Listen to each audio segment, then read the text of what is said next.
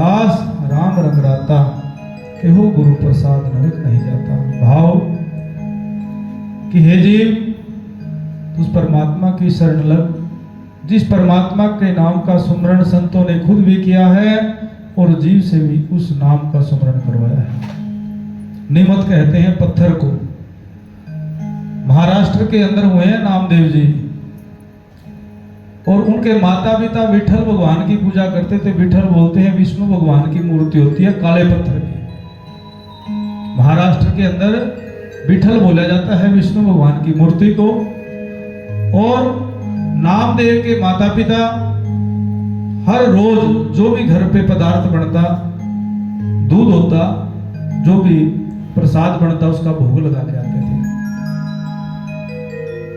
तो एक दिन नामदेव के माता पिता जी नामदेव जी को कहने लगे कि भाई ऐसा कर, हम जरूरी काम से बाहर जा रहे हैं, आज परमात्मा का भोग आप लगा के आना, भगवान का भोग आपने लगाना है। कि ठीक है।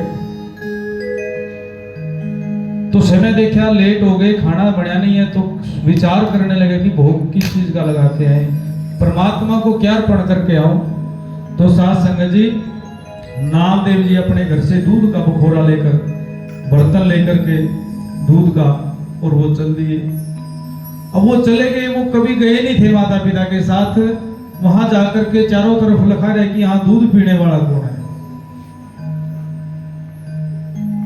क्योंकि जो सामने विठल भगवान की मूर्ति थी, वो बच्चा समझ रहा था कि ये मूर्ति दूध नहीं पिएगी। अब चारों तरफ ले देख रहे कि मेरे माता पिता किसको दूध पिला के जाते रहे, आज मैं किसको पिलाऊं दूध। तो वहां बैठ गया, उदास होकर के बैठ गया। बच्चा था, अंदर सच्चाई थी, छल नहीं था, बहकावा नहीं था। जैसे भी चांदवीर जी कह रहे थे ना, दिखावा नहीं, वहां दिखावा नहीं था, सच्चाई थी, हृदय की प्रीत थी। गुरु जी कहते हैं साची प्रीतम तुमसे जोड़ी, तुमसे जोड़ा वर्ष तोड़ी। उदास होकर के बैठ गया साथ संगत जी। कुछ देर बैठा रहा, जब कोई नहीं दिखा जिसको दूध पिलाए, तो अंदर भाव जा गया कि हे परमात्मा जी, आप डेली मेरे माता पिता के हाथों का दूध पीते हो और खाना खाते हो, आज मुझसे नाराज हो गए। देखो कहाँ गई सुरती फिर, कि मेरे माता पिता से दूध पीते हो और खाना खाते हो, आज मुझसे नाराज हो गए। बैराग जा गया, अंदर आंखों में आंसू आने लगे साथ संगत जी। तो परमात्मा जी संत का भेद बना करके, संत का रूप धार कर, उस प्रीत को देखकर और नामदेव जी के सामने बैठ गए। कहने लगे बेटा दूध पिला। अब नामदेव जी कहने लगे कि हाँ, परमात्मा आ गया, परमात्मा मिल गया। क्योंकि बच्चे को प्रमाण की, जो बच्चा कोई भी होता है थोड़ी प्रमाण मांगेगा कि आप कैसे परमात्मा हो। ये सवाल तो हमारे जैसे खड़े कर देंगे जाओ, लेकिन बच्चा नहीं।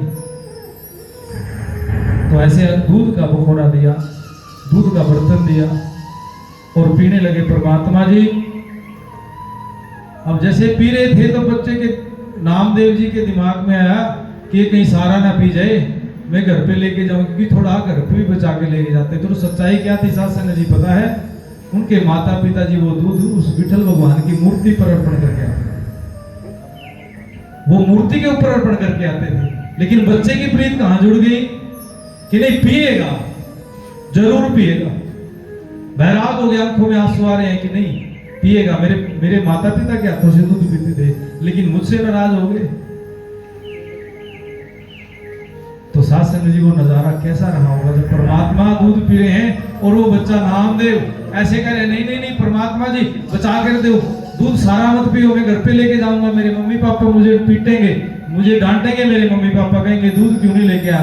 क्योंकि वो जैसे दूध अर्पण करते थे ना विठल भगवान को, फिर नीचे से बर्तन में दूध डाल के फिर वापस लेके जाते थे उसको। तो साथ संगत जी परमात्मा भी निहारे हैं बच्चे को, क्योंकि प्रीत सच्ची है, झूठी थोड़ी है। हम क्या मांगते हैं परमात्मा से? अगर बच्चा को कोई बच्चे को परमात्मा मिल जाए, वो क्या मांगेगा? विचार करना। और जब कोई हमारे जैसे कोई उम्र दराज मिल जाए, हम क्या मांगेंगे? भौतिक पदार्थ सुख मांगेंगे, धन दौलत ऐश्वर्य मांगेंगे। लेकिन कुछ बात ऐसी होती है जो बच्चे के हृदय के अंदर होती है, सच्ची प्रीत के कारण होती है। कोई बात नहीं, ये उनका किशन जी का लड़का है सुखी। तो साथ संगत जी, वो दूध परमात्मा ने पिया और परमात्मा ने कुछ दूध बचा करके दे दिया और खुशी से झूमते हुए जा रहा है घर पे, खुशी से झूम रहा है। और जब घर पे गया, मम्मी पापा भी मिले, नामदेव जी के माँ बाप मिले, तो वहां पर खुशी से झूमते हुए बच्चे को देखकर, अपने बेटे को देखकर कहने लगे, क्या खुशी हो गई बेटा, आज बड़ा खुश है। कहने लगे, पापा मम्मी माँ देखो, मैं भी दूध का भोग लगा के आया, परमात्मा को मैंने दूध पिलाया है। ऐसे बोल रहे हैं कि परमात्मा ने दूध पिया, बड़ी मुश्किल से बचा के ले गए थोड़ा सा। अब वो मम्मी पापा के माँ बाप थे जो कहने लगे कि भाई बच्चे को ऐसे ही बहका दिया किसी ने, ऐसे ही लेकर के बोल दिया। तो साथ संगत जी, आप जानते हैं कि फिर जग जन्म संकट नहीं आया कि नामदेव जी डेली वहां पर उस परमात्मा के दर्शन करने के लिए जाते। लोग तो पत्थर की मूर्ति के दर्शन करके आते और नामदेव जी चौकड़ी मार के बैठ जाते थे कि परमात्मा जी आ जाओ, फिर परमात्मा जी आओ, जैसे किसी दोस्त को बुलाते हैं बच्चा ऐसे।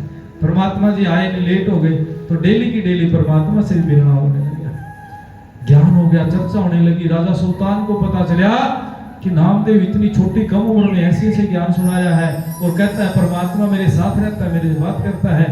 तो ना सुल्तान ने भी क्या किया पता है साथ जी, गाय को मार करके गिर दिया और माँ बाप को ऐसे खड़ा कर दिया जैसे बहुत बड़ा जुर्म कर दिया। कहता नामदेव बड़ा विश्वास के साथ बोल रहे हैं कि परमात्मा मेरे साथ बात करता है, तू भक्ति करता है। कहता इस गाय को जिंदा कर दे, तो नहीं तो या मुसलमान बन जा या फिर तेरी मौत की सजा है। हम सभी वाणी सुनते हैं ना, नामदेव छिंबी से पर्चा मांग रे सुल्ताना, या तो मरी हुई गौ जमाड़ दे, नहीं तो बन जा मुसलमान। तो साथ संगत जी, वो गौ भी जिंदा हुई, वो दूध भी फिर सुल्तान ने भी पिया। तो ये कहने का तात्पर्य है, भाव है वाणी का कि सतगुरु रविदास जी कहना चाह रहे हैं कि भाई आप नाम के सारा लगो। सतयुग सत त्रेता जग द्वापर पूजा चार, तीनों युग तीनों जड़े कल केवल नाम आधार। कलयुग के अंदर नाम की भक्ति है। सतगुरु रविदास, सतगुरु कबीर महाराज, सतगुरु नामदेव जी, सतगुरु सैन जी, त्रिलोचन जी, जितने भी संत महापुरुष हुए हैं उन्होंने नाम की कमाई करी है। चाय का प्रसाद पिए, बाणी लगा दें, जैसे भी बोलोगे कोई।